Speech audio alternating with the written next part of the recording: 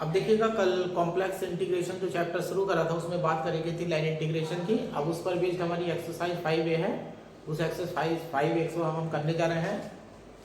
Exercise 5A के पहले question में है evaluate integration C mod D Z. Integration C mod D Z की वैल्यू निकालनी है। इसके लिए कल आर्टिकल में आपको एबी इनिशियल मेथड बताया था।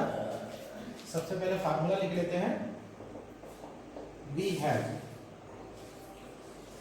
Integration C F Z D Z is equal to था limit N tends to infinite summation R is equal to 1 to n function of E R into Z R minus 1 where condition थी Z R minus 1 less than equal E R less than equal Z. जो हमारा A B initial method का formula था वो formula हमने यहाँ print कर दिया है। अब यहाँ देखिएगा इंटीग्रेशन में integration C F Z D Z है तो यहाँ एफ जेड की वैल्यू तो 1 हो जाएगी और जो डी जेड है डी जेड का मोड डी जेड हो जाएगा। अब उठा करके आप यहाँ पर वैल्यू डाल दीजिएगा तो यहाँ पर ये हो जाएगा integration C mod D Z is equal to limit N tends to infinite हो जाएगा summation R is equal to 1 to n हो जाएगा। फंक्शन ऑफ ई आर है, फंक्शन की वैल्यू 1 है तो इनटू में 1 हो जाएगा और यहाँ मोड आ जाएगा जेड आर माइनस 1। अब इस मोड को आप खोल दीजिएगा तो ये मोड बनेगा z1 minus z0 mode z2 minus z1 plus and so on zn minus 1। ये मोड बन जाएगा। एक कॉम्प्लेक्स नंबर में से दूसरा कॉम्प्लेक्स नंबर घटाते हैं तो बीच की दूरी बनती है। अब आप कर्व पर इंटीग्रेशन कर रहे हैं लेकिन अगर स्ट्रेट लाइन में लाते हैं तो वो कोड बनेगी। ये कोड का सम होता चला जाएगा। इसे आप ऐसे लिख देंगे लिमिट यहाँ रह गई है limit N tends to infinity limit N tends to infinity इसे आप ऐसे लिख देंगे code z0 z1 code z1 z2 and so on code zn minus 1 zn और सभी कोड को अगर आप जोड़ देंगे तो ये आपका आंसर हो जाएगा लेंथ ऑफ कर्व। तो ये आपका आंसर आ जाएगा यहाँ से लेंथ ऑफ कर्व। जितनी भी कोड है सबको आप अगर ऐड कर देते हैं तो वो आपके कर्व की लेंथ आपको प्राप्त हो जाती है। अब दूसरे क्वेश्चन पर चलते हैं। अब देखिएगा क्वेश्चन नंबर 2 है evaluate integration C Z bar D Z from Z is equal to 0 to z is equal to 4 plus 2i। ये लिमिट दे रखी है आपको along the curve C given by z is equal to first part में t square plus it है and b the line from z is equal to 0 to z is equal to 2i and then line from z is equal to 2i to z is equal to 4i। ये question उस तरह से है जैसे कि हमने vector calculus में जो इंटीग्रेशन के क्वेश्चन करे थे लाइन इंटीग्रेशन के। इसमें कैलकुलेशन तो मैं सारी छोड़ दूंगा। अब देखिएगा फर्स्ट पार्ट में सॉल्यूशन में आई इक्वल टू है इंटीग्रेशन आपका जेड बार डी जेड है जेड बार डी जेड है। ए पार्ट में देखिएगा ए पार्ट में curve C is given by Z is equal to T square plus I T. Z की value T square plus I T हो जाएगी। यहाँ पर जेड बार चाहिए होगा जेड बार करेंगे तो टी स्क्वायर माइनस आई टी हो जाएगा और यहाँ से डी जेड अगर करेंगे तो यहाँ 2t हो जाएगा और प्लस का आई और बाहर हो जाएगा डी टी।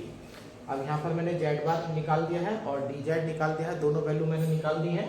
अब लिमिट देख लीजिएगा 0 to z is equal to 4i at z is equal to 0 is to imply z की वैल्यू डाल दीजिएगा T square plus I T is equal to 0 is to imply t is equal to 0। अब question variable t में convert हो जाएगा तो मुझे limit t की चाहिए at z is equal to 4 plus 2i is to imply t square plus I T is equal to 4 plus 2i is to imply t is equal to 2। अब देखिएगा limit t की 0 से 2 आ रही है तो आपका आई इक्वल टू हो जाता है इंटीग्रेशन लिमिट हो जाएगी 0 से 2 हो जाएगा जेड बार की value T square minus I T D Z की वैल्यू 2t प्लस आई और डी टी। अब मैं इसे छोड़ देता हूँ, दोनों ब्रैकेट की मल्टीप्लाई करके और उसका इंटीग्रेशन कर दीजिएगा और आपका आंसर तैयार हो जाएगा। अब बी पार्ट में चलते हैं। बी पार्ट में देखिएगा the line Z equal to 0 to Z equal to 2i, इसका डायग्राम बना देता हूं मैं। ये एक्स एक्सिस हो गई, इधर को वाई एक्सिस हो गई, ये ओरिजिन हो गया। अब देखिएगा क्या कहा गया है, पहले लाइन पर जाना है जेड इक्वल टू 0 से जेड इक्वल टू 2i। तो इस वाले बिंदु पर ये आपका मूल बिंदु हो गया 0 0, ये बिंदु 0,2 हो गया, इसे ए कह देता हूँ, कोऑर्डिनेट यहाँ लिख देता हूँ 0,2। तो ये वाला बिंदु तो तुम्हारा जेड इक्वल टू 0 हो जाएगा और ये वाला बिंदु जेड इक्वल टू 2i हो जाएगा। और फिर देखिएगा क्या कहता है, and then line from Z equal to 2i to Z equal to 4 plus 2i। अब ऐसे ले लेता हूँ, ये पॉइंट ओ से मुझे पहले ए जाने के लिए कहा गया है, ए से फिर मुझे बी जाने के लिए कहा गया है। ये यहाँ पर Z equal to 4 plus 2i है, तो बी के कोऑर्डिनेट हो जाएंगे 4,2। तो इंटीग्रेशन करने के लिए पहले ओ से ए जाना है और ए से फिर बी जाना है। I equal to integration C Z bar D Z integration C X minus I Y और डी जेड का D x plus I D Y. Z bar की वैल्यू एक्स माइनस वाई। अब मैं कार्टेशियन फॉर्म में जा रहा हूँ, Z बार डाल दिया है मैंने, डी जेड डाल दिया है। रास्ता पहले ओ ए पे जाना है आपको, यहाँ O A X minus I Y D x plus I D Y plus integration, यहाँ रास्ते का नाम ए डी और फिर वही X minus I Y D x plus I D Y. अब पहले देखिएगा अलॉन्ग ओ ए, जब आप ओ से ए जाएंगे तो ये वाई एक्सिस है, एक्स इक्वल टू 0 होगा, डी एक्स इक्वल टू 0 होगा और वाई के साथ शर्त लगेगी वाई वेराइज फ्रॉम, लिमिट देख लीजिएगा यहाँ 0 to 2, वाई की लिमिट आ जाएगी। फिर अलॉन्ग ए बी आ जाइएगा, ए बी आप इस लाइन पर है, यहाँ देखिएगा वाई कोऑर्डिनेट नहीं बदल रहा है, y इक्वल टू 2 हो जाएगा, dy इक्वल टू 0 हो जाएगा, x वेराइज, x की लिमिट देख लीजिएगा यहाँ हो रही है 0 to 4। अब ये क्वेश्चन बिल्कुल उसी तरह से जैसे बीएससी पार्टन में थे।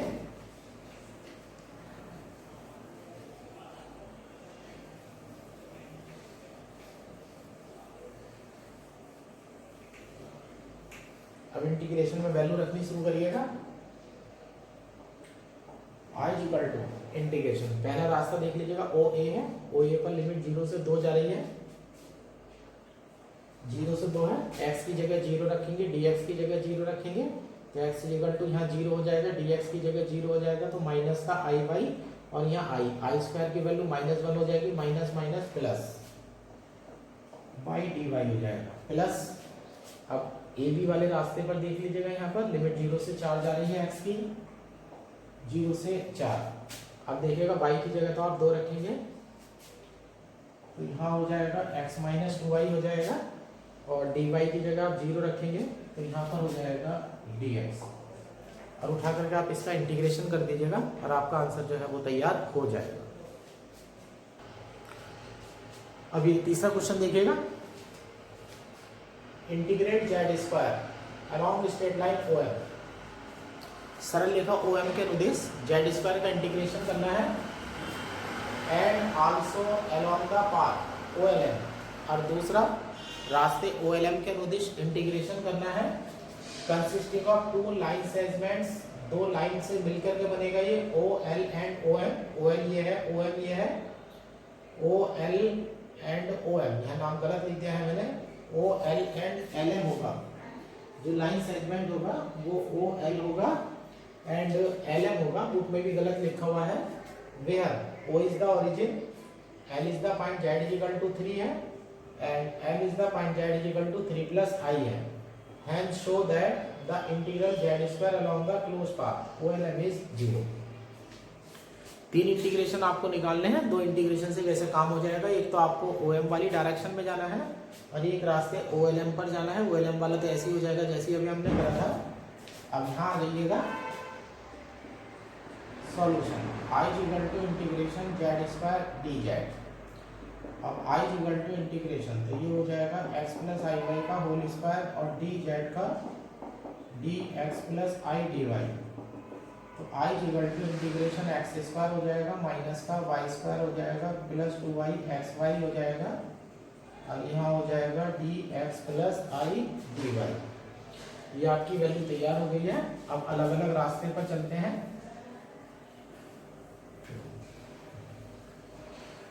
अब इंटीग्रेशन I की वैल्यू हो गई है। अब इसमें सबसे पहले मैं ये लेता हूँ I1 integration X square minus Y square plus 2i xy into D x plus I D Y और यहाँ सफिक्स में डाल देता हूँ OM। अब इस इंटीग्रेशन को लेने के लिए मैं O से M जा रहा हूँ। तो ये एरो हो गया मेरा, ये पॉइंट मेरा 0 0 है और ये 3 1 है।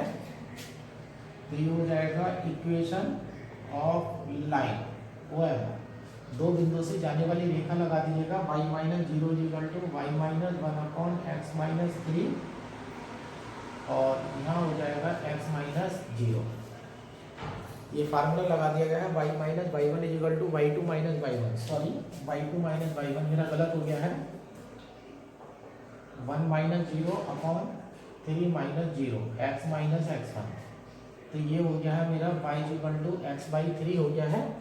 y की वैल्यू x/3 हो जाएगी। जब यहाँ से डिफरेंशिएशन करेंगे तो dy इक्वल टू dx/3 हो जाएगा। अब dy और y की जगह जब मैं वैल्यू रखूंगा तो x में बदल जाएगा मेरा पूरा क्वेश्चन। तो मुझे x की लिमिट चाहिए। यहाँ देख लीजिएगा ये 0 है और यहाँ 3 है। x varies from 0 to 3। I1 equal to integration की लिमिट 0 से 3 हो जाएगी। एक्स स्क्वायर ऐसे कैसे ही होगा माइनस यहाँ वाई स्क्वायर है, एक्स स्क्वायर बाई 9 हो जाएगा प्लस यहाँ देखा 2i xy है तो y की वैल्यू x/3 रखी जाएगी। तो ये हो जाएगा 2i x² 3 और dx प्लस i की जगह dy की जगह रख देंगे i dx/3। अब यहाँ देख लीजिएगा यहाँ से x² माइनस x² बाई 9 है। x² तो यहाँ से इंटीग्रेशन 0 से 3 हो जाएगा। x² तो यहाँ से कॉमन हो जाएगा, एक में से 1/9 घटेगा तो ये 8/9 हो जाएगा प्लस 2i/3 हो जाएगा और यहाँ 1 प्लस i/3 dx है। dx का जब इंटीग्रेशन करेंगे यहाँ x² का तो x³ 3 आगा, लिमिट में 3 है, 3 के 9 के 27/3 यानी कि 9 आ जाएगा। तो ये हो जाएगा 9 into 8/9 plus 2i/3 into 1 plus i/3।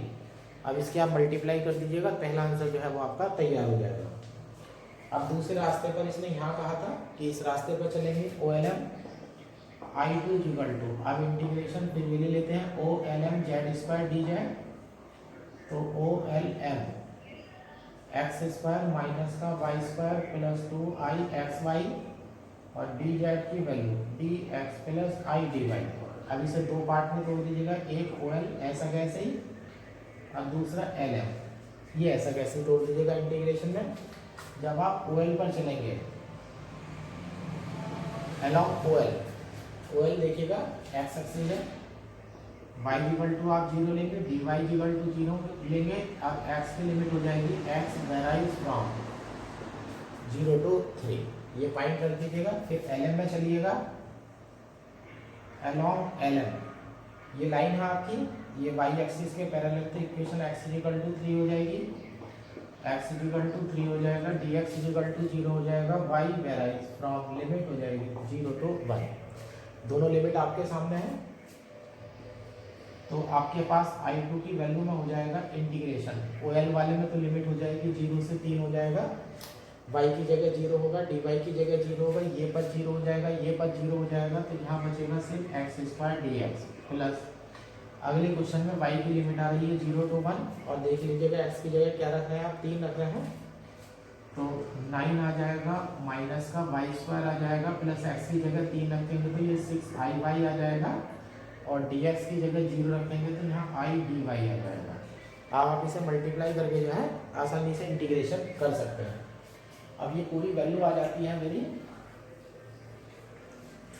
उसके बाद मेरे से कहा गया है कि जो क्लोज्ड पाथ के अलोंग इंटीग्रेशन होगा ओ एल एम के अलोंग वो मेरा 0 होना चाहिए। अब नाउ ऐसे कर लीजिएगा, integral along closed path, close integration में यहाँ डाल दीजिएगा, ऐसे नाम डाल दीजिएगा O L M O Z square D Z. देखिएगा ओ एल एम ओ। अब इसे दो पार्ट में तोड़िएगा, integration O L M Z square D Z plus O L M रास्ता हो गया। अब यहाँ जाइएगा M O Z square D Z. अब देखिएगा यहाँ पर एम ओ है, अब देखिएगा यहाँ पर क्या निकला था, ओ एम निकला था। अब मैं रास्ता उल्टा करूँगा तो इंटीग्रेशन की प्रॉपर्टी के अनुसार माइनस लग जाएगा, ये हो जाएगा O L M Z square D Z minus integration की प्रॉपर्टी लगा दी मैंने, रास्ता उल्टा कर दिया है जेड स्क्वायर डी जेड। अब ये वैल्यू आ जाएगी I2 माइनस I1। अब यहाँ पर जब आप वैल्यू रखेंगे तो उत्तर जो है वो 0 हो जाएगा, यानी कि बंद पथ के अनुदिश जो लाइन इंटीग्रेशन का मान है वो हमारा 0 आ जाएगा। अब देखिएगा ये फोर्थ क्वेश्चन है, using the definition of integration of F Z on A given path evaluate integration -2 + I से 5 + 3I Z cube D Z. अब इसमें जो प्रॉपर्टी मैं लगाने वाला हूँ वो प्रॉपर्टी ये मैं लगाने वाला हूँ कॉम्प्लेक्स की भाषा में, जैसे फिजिक्स की भाषा में और बीएससी पार्ट 1 की भाषा में अगर फोर्स कंजर्वेटिव होता है तो उसका जो लाइन इंटीग्रेशन है वो पथ पर निर्भर नहीं करता। वो रूल यहाँ बीएससी फाइनल में आकर के एनालिटिक फंक्शन को मिल जाता है। अगर फंक्शन एनालिटिक है तो उसके इंटीग्रेशन की वैल्यू पाथ पर डिपेंड नहीं करती। अब देखिएगा फंक्शन ये है आपका solution, let F Z is equal to Z cube, क्योंकि F Z is analytic everywhere, so its line integral does not depend upon path follow. अगर कोई एनालिटिक फंक्शन होता है तो उसके लाइन इंटीग्रल की वैल्यू जो है जिस पाथ पर आप चल रहे हैं उस पर कोई किसी भी तरह से निर्भर नहीं करती। आप देखिएगा यहाँ पर अब I इक्वल टू है integration Z cube D Z और -2 + I से 5 + 3I है। आइए का डायग्राम बनाते हैं।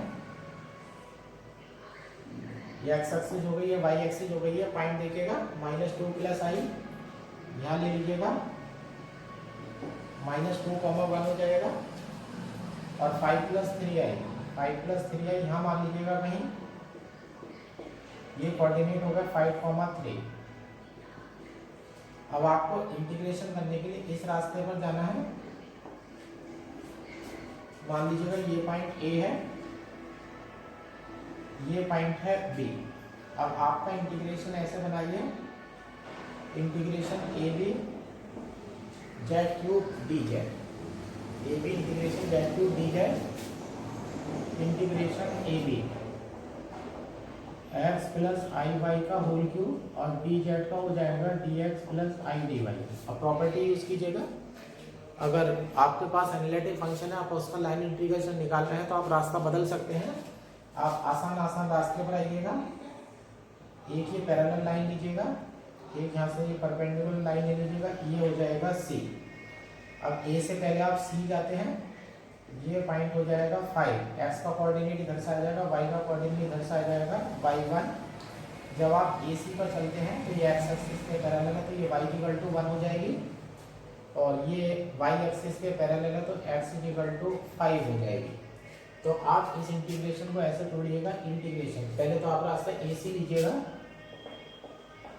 ए C X plus I Y का whole cube D x plus I D Y plus फिर आप सी बी लीजिएगा एक्स प्लस आई वाई का whole cube D x plus I D Y. अब दोनों पर वैल्यू लिख दीजिएगा। हेलो, जब आप ए सी चलते हैं तो y इक्वल टू 1 हो जाएगा, डी वाई इक्वल टू 0 हो जाएगा, x वेराइज फ्रॉम 0 to 5 हो जाता है। जब आप along सी बी चलते हैं तो x इक्वल टू 5 हो जाता है, डी एक्स इक्वल टू 0 हो जाता है और y की लिमिट हो जाएगी आपकी 1 2 3।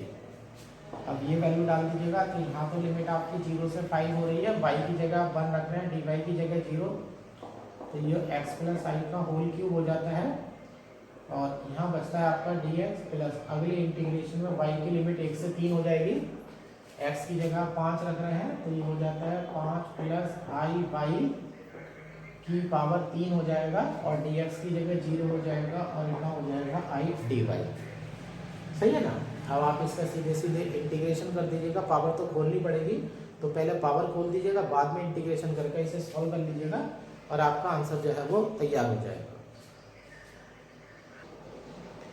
पांचवा क्वेश्चन एक्सरसाइज का मत करिएगा, ये बहुत ज्यादा लंबा क्वेश्चन है, पांचवे क्वेश्चन को आप छोड़ दीजिएगा। इसके अलावा मैं एक क्वेश्चन बताता हूँ जो 2016 के इंप्रूवमेंट के पेपर में आया था।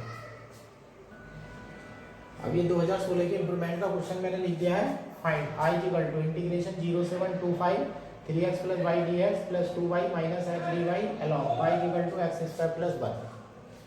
जो x में इंटीग्रेशन करेगा वो लिमिट 0 से 2 लेकर के चलेगा और जो y में इंटीग्रेशन करेगा वो लिमिट 1 से 5 लेकर के चलेगा और इंटीग्रेशन करने का रास्ता ये है y equal to X square plus 1। अब आप सीधे सीधे रास्ते पर चले जाइएगा। ये y इक्वल टू आपका रास्ता एक्स स्क्वायर प्लस 1 है तो dy इक्वल टू हो जाता है 2x dx।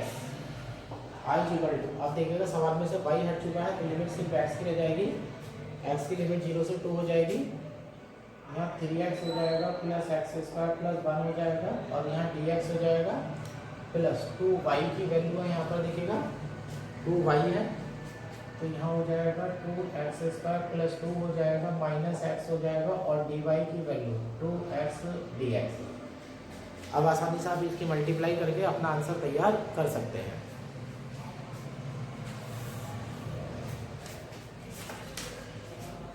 इसके बाद एग्जाम्पल नंबर 1 है। एग्जाम्पल नंबर 1 आपका होमवर्क हो जाएगा, ये भी इनिशियो मेथड से है और एग्जाम्पल नंबर 2 है। एग्जाम्पल नंबर 2 में जरा आपको बता देता हूँ। एग्जाम्पल नंबर 2 में आई इक्वल टू है integration C Z D Z. Integration सी जो है वो जेड डी जेड है और यहाँ पर इसने ये नहीं दिया है कि कहाँ से कहाँ जाना है, बस ये कहा है इंटीग्रेशन सी। अब इंटीग्रेशन सी को हम अपने पास से डिफाइन करेंगे, इसमें ए बी इनिशियो मेथड लगाएंगे हम डेफिनेशन से। अब इसे आप ऐसे पढ़ लीजिएगा integration C F Z D Z where F Z equal to Z हो जाएगा, आई इक्वल टू हमारा फार्मूला बन जाएगा limit N tends to infinite हो जाएगा, summation R equal to 1 to n हो जाएगा, फंक्शन ऑफ ई आर हो जाएगा और इनटू में हो जाएगा जेड आर माइनस 1 वेयर और कंडीशन हो जाएगी आपकी Z R minus 1 less than equal E R less than equal Z R. जो आर्टिकल में पॉइंट ई आर लिया गया था वो जेड आर माइनस 1 से लेकर के जेड आर तक कोई भी पॉइंट हो सकता है, क्लोज इंटरवल को बिलोंग्स करता है। अब यहाँ पर जब फंक्शन ऑफ ई आर की वैल्यू अगर आप डालते हैं, अब यहाँ से यहाँ तो कोई भी वैल्यू ली जा सकती है, आई इक्वल टू हो जाता है limit N tends to infinite हो जाएगा, summation R equal to 1 to n हो जाएगा, फंक्शन ऑफ ई आर यहाँ देख लीजिएगा तो ये ई आर हो जाता है जेड आर माइनस का 1 हो जाता है। अब यहाँ से आप कंडीशन देख लीजिएगा, यहाँ पर ये है इफ ई आर को ये वैल्यू दीजिएगा, if E R equal to Z R minus 1, I equal to हो जाता है आपका limit N tends to infinite summation R equal to 1 to n और यहाँ हो जाता है Z R minus 1 into Z R minus 1 का होल स्क्वायर, इक्वेशन नंबर 1। अब जो ई आर की कंडीशन है वो क्लोज इंटरवल को बिलोंग्स करती है। मैंने पहली वाली वैल्यू जेड आर माइनस 1 डाल दी है। अब मैं ये डालता हूँ E R is equal to Z R, Y is equal to हो जाता है limit N tends to infinite summation R is equal to 1 to N, और ये हो जाता है बाहर से जेड आर आएगा, तो ये हो जाएगा Z R square minus Z R into Z R minus 1, equation 2। Add equation 1 and 2, इन दोनों को आप ऐड कर दीजिएगा तो इधर 2i हो जाएगा, limit n tends to infinite हो जाएगा summation r equal to 1 to n। अब Z R minus 1 into Z R plus का है, और यहाँ Z R into Z R minus 1 जो है वो माइनस का है, ये दोनों आपस में कट जाएंगे, तो आपका बनेगा Z R square minus Z R minus 1 का होल स्क्वायर, ये आपकी वैल्यू बन जाएगी। अब जब r equal to 1 to n लेंगे तो सबसे पहला पॉइंट आएगा, सबसे लास्ट पॉइंट आएगा, तो बाद के पॉइंट का स्क्वायर माइनस पहले के पॉइंट का स्क्वायर है, तो इसे ऐसे लिख देंगे बी स्क्वायर माइनस का ए स्क्वायर यहाँ लिख देंगे हम। तो यहाँ से आई इक्वल टू फार्मूला बन जाएगा 1/2 बी स्क्वायर माइनस ए स्क्वायर, फिर ये लिख देंगे वेयर, अब जो इंटीग्रेशन कर रहे हैं वो जेड का कर रहे हैं, वेयर कर्व लाइन लिखेंगे Z equal to A to Z equal to B. अब ये मान करके चले हम यहाँ पर कि जो हमारा कर्व है जिस पर हमें इंटीग्रेशन करने दिया गया है वो जेड इक्वल टू ए से जेड इक्वल टू बी तक हो जाता है। एक कर्व इज क्लोज, अब यहाँ से शर्त लगा देते हैं, अगर कर्व आपका क्लोज है तो फाइनल इनिशियल लिमिट ए हो जाएगी, तो बी इक्वल टू ए हो जाएगा, ऐसे केस में आपका आई जो है वो 0 हो जाएगा। एग्जाम्पल नंबर 3 आपका होमवर्क में चला जाएगा, एग्जाम्पल नंबर 4 भी बिल्कुल इसी तरह का होमवर्क में चला जाएगा, एग्जाम्पल नंबर 5 होमवर्क में चला जाएगा, और एग्जाम्पल नंबर 6 भी जो है वो होमवर्क में चला जाएगा। ये एग्जाम्पल जो है आप आसानी से कर सकते हैं, इसमें आपको कोई भी दिक्कत जो है वो नहीं होगी। ठीक है, अब आप क्वेश्चन को इस एक्सरसाइज को पूरा आप निपटा सकते हैं।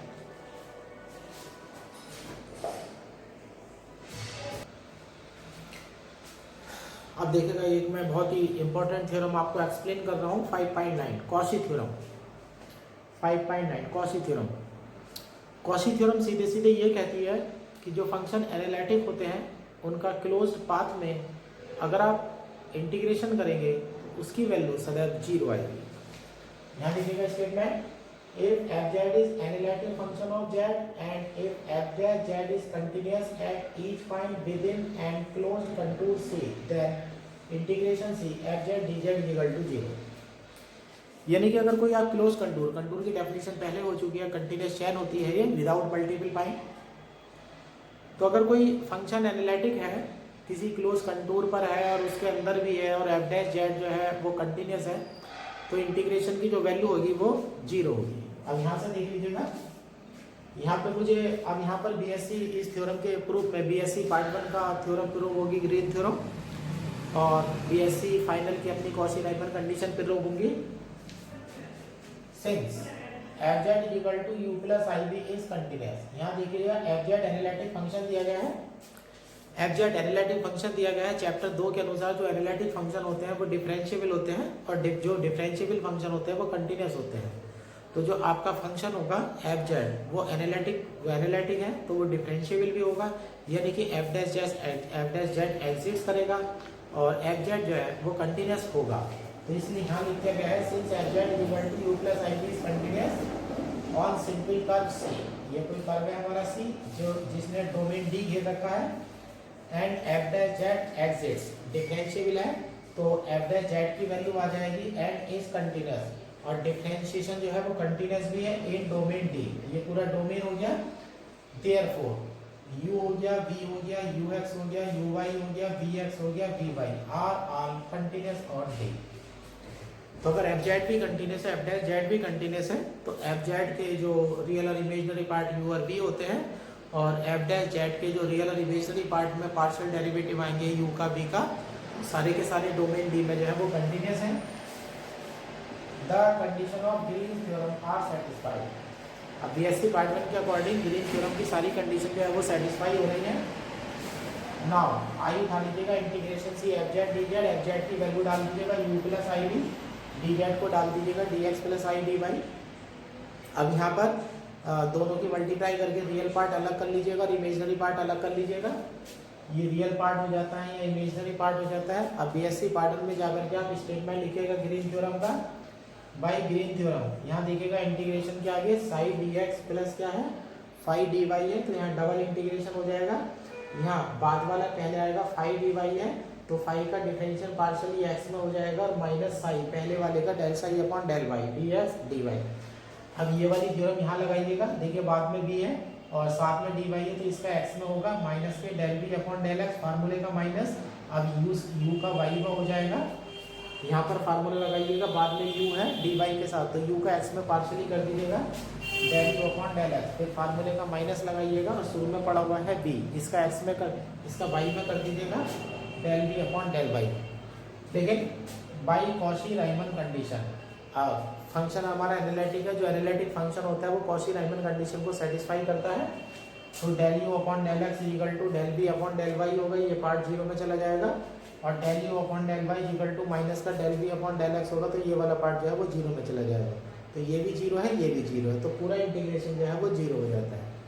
तो इंटीग्रेशन निकालने में इस थ्योरम का बहुत इंपॉर्टेंस है। तो सीधे सीधे इस थ्योरम को हम इस तरह से अप्लाई करा करेंगे कि कोई अगर एनालिटिक फंक्शन है और कोई क्लोज्ड कंटूर आकृति दे रखी है, बंद आकृति दे रखी है, तो हम बिना सोचे इंटीग्रेशन जो है उसका जीरो कर देंगे। जैसे कि एक्सरसाइज, जैसे पीछे वाली जो एक्सरसाइज 5 कराई गई है, 5A कराई गई है, उसमें दूसरे क्वेश्चन में जब बंद पाथ के अनुदिश जेड स्क्वायर का इंटीग्रेशन लिया गया तो वो जीरो आया था।